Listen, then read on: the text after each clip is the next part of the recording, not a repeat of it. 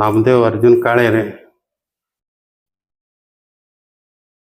ನಾನು KSRTC driver. ಈ ನಿವೃತ್ತಿಯಾಗಿ 10 ವರ್ಷ ಆಗೋತು. ಈಗ ಡ್ಯೂಟಿ ಮೇಲೆ ಇದ್ದಾಗ 5 ಎಕರೆ ನನ್ನ ಹೆಂಡತಿ ಹೆಸರ್ಲಿಂದ ಒಂದು 5 ಎಕರೆ ಹೊಲ ಮಾಡ್ಕೊಂಡಿದ್ದೆ ಸರ.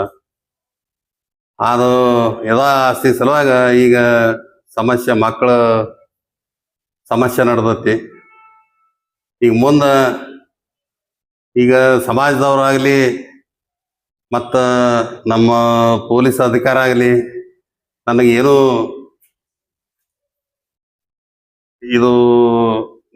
ಸಹಾಯ ಆಗಲಿಲ್ಲ. ಅದಕ್ಕೆ SP ಅವರಿಗೆ ಸುಮಾರು ಒಂದು 8-10 ಸಲ ಭೇಟಿಯಾಗಿದ್ದೆವು. ಮತ್ತು ಏನೂ ಅದ್ರ ಮೇಲೆ ಆ್ಯಕ್ಷನ್ ಮಾಡಲಿಲ್ಲ ಅವರು. ಮುಂದೆ DIGಗೂ ಭೇಟಿಯಾದೆವು. DIG IG ಗೃಹ ಮಂತ್ರಿ ತನಕ ಹೋದ್ರಿ ಸರ.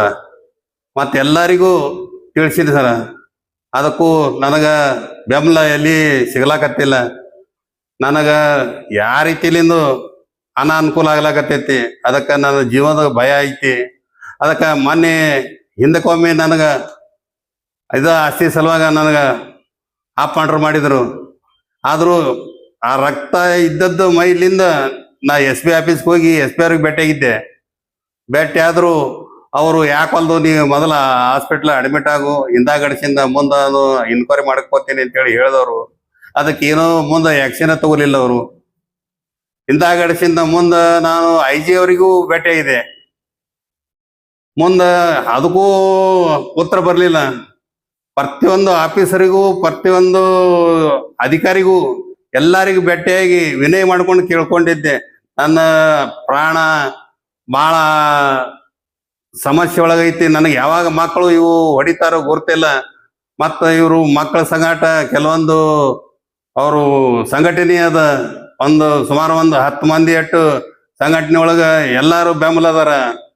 ಅದು ನನಗೆ ಯಾವಾಗ ಹೊಡಿತಾರೋ ಗೊತ್ತಿಲ್ಲ. ಈಗ ಮೊನ್ನೆ ನಮ್ಮ ತಮ್ಮನ ಮಕ್ಕಳಿಗೆ ತಮ್ಮನ ಆಸ್ತಿ ಸಂಬಂಧವೂ ಇಲ್ಲ ಇವರು. ಆದರೂ ಅವ್ರ ಆಸ್ತಿ ಸಲುವಾಗ ಮೊನ್ನೆ ನಮ್ಮ ತಮ್ಮನ ಮಕ್ಕಳಿಗೆ ಹೊಡೆದಾರ. ಅದಕ್ಕೆ ನನ್ನ ಜೀವ ಭಯಕ್ಕಾಗಿ ಅದು ನೋಡಿಕೊಂಡು ಬಂದು ನನಗೆ ನನ್ನ ಜೀವಕ್ಕೆ ನಾ ಅಂಜಿ ಮತ್ತು ತಮ್ಮಲ್ಲಿ ಕೇಳ್ಕೊಳಕತ್ತೀನಿ. IG ಸಾಹೇಬರೇ ಹಾಗೂ SP ಸಾಹೇಬರೇ, DGP ಸಾಹೇಬರೇ, ನನಗೆ ಏನಾರ ಮಾಡಿ ನನಗೆ ನ್ಯಾಯ ಕೊಡಿಸ್ಕೊಡ್ರಿ. ಅದಕ್ಕೆ ದಯವಿಟ್ಟು ಕಳಕಳಿಲಿಂದ ಕೇಳ್ತೀನಿ ತಮ್ಮಲ್ಲಿ. ಅದಕ್ಕೆ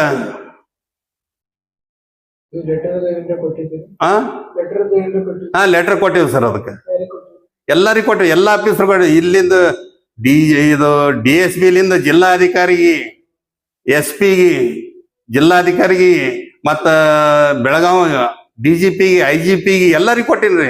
ಗೃಹ ಮಂತ್ರಿ ತನಕ ಕೊಟ್ಟಿನಿ. ಗೃಹ ಮಂತ್ರಿಗೆ ಭೇಟಿಯಾಗಿ ಅವ್ರ ಕಡೆಯಿಂದ ಈಗ ಸದ್ದ SP ಇದ್ದವ್ರಿಗೆ, ನಮ್ಮ ನಿಂಬರಿಗೆ ಸಾಹೇಬರಿಗೆ ಅವ್ರ ಹೇಳ್ಯಾರ. ಅವರು ಹೇಳಿ ಮಾತಾಡಿಸ್ಯಾರ. ಯಾಕೆ ವಾಲ್ದು ಕಳಿಸ್ಕೊಡ್ರಿ ಅಂತೇಳಿ ಅವ್ರಿಗೂ ಹೋಗಿ ಭೇಟಿಯಾಗಿವ್ರಿ. ಆದರೂ ನನಗೆ ನ್ಯಾಯ ಸಿಗ್ಲಿಲ್ಲ. ಅದಕ್ಕೆ ದಯವಿಟ್ಟು ಕಳಕಳಿಲಿಂದ ಕೇಳ್ತೀನಿ. ನನ್ನ ಜೀವಕ್ಕೆ ಭಯ ಅದ. ಇವರು ಯಾವ ಟೈಮ್ನಾಗ ಏನು ಮಾಡ್ತಾರ ಗೊತ್ತಿಲ್ಲ. ಸರ್, ಇದು ಘಟನೆ ಆಗಿದೆ ಯಾವಾಗ? ನೀವು ಅಲ್ಲಿಗೆ ನಿಮ್ ಹಾಫ್ ಮರ್ಡರ್ ಆಗಿದೆ ಅಂತೇಳಿ ಯಾರು ಮಾಡ್ಯಾರ ಮತ್ತು ಇದು ಯಾವಾಗ ಆಗಿದೆ ಸರ? 8ನೇ ತಾರೀಕು ಡಿಸೆಂಬರ್ 2023 12 ಗಂಟೆಗೆ ಮಕ್ಕಳ ಮಾಡ್ಯಾರ 3 ಮಂದಿ. ವಾಸುದೇವ, ಗುರುದೇವ, ಜಗದೇವ. ನಿಮಗೆ ಏನ್ರಿ ಆಗಿದೆ? ಏನ್ರಿ ಪ್ರೂಫ್ ನಿಮಗೆ ಆಗಿದೆ? ಏನ್ರಿ ಪ್ರೂಫ್? ಪ್ರೂಫ್ ಅದಲ್ರಿ ಸರ್. ಏನೇನಾಗಿತ್ರಿ ಸರ್ ನಿಮಗೆ? ಅವಾಗ ನಾನು ಹೊಟ್ಟಿಗೆ, ಬೆನ್ನಿಗೆ, ಕುತ್ತಿಗೆಗೆ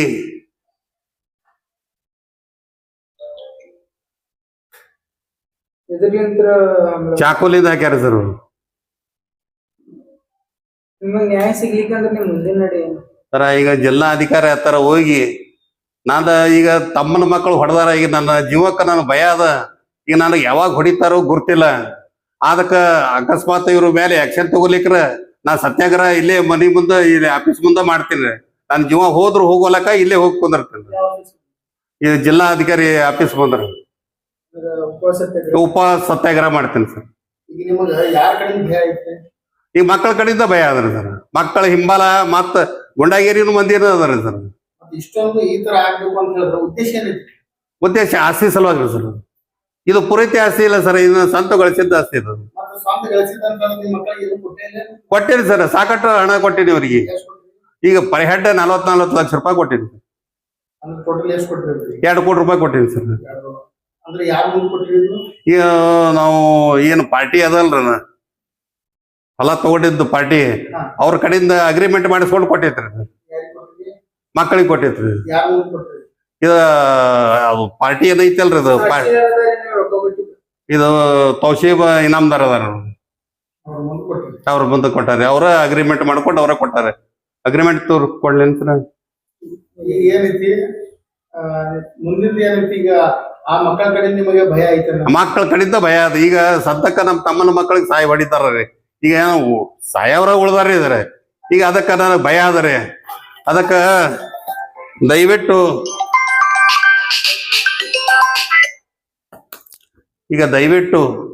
ಅದಕ್ಕ ನನಗ ಜೀವ ರಕ್ಷಣೆ ಮಾಡಿ ಕೊಡ್ರಿ ಸರ್, ವಿನಯ ಮಾಡ್ಕೊಂಡು ಕೇಳ್ತೀರಿ. ಅಂದ್ರೆ ಎಲ್ಲ ಆಸ್ತಿ ಸಲುವಾಗಿ ಆಗಲ್ಲ. ಆ ಆಸ್ತಿ ಸಲುವಾಗಿ ಆಗ್ಲಾಕತ್ತೈತಿ ಸರ್.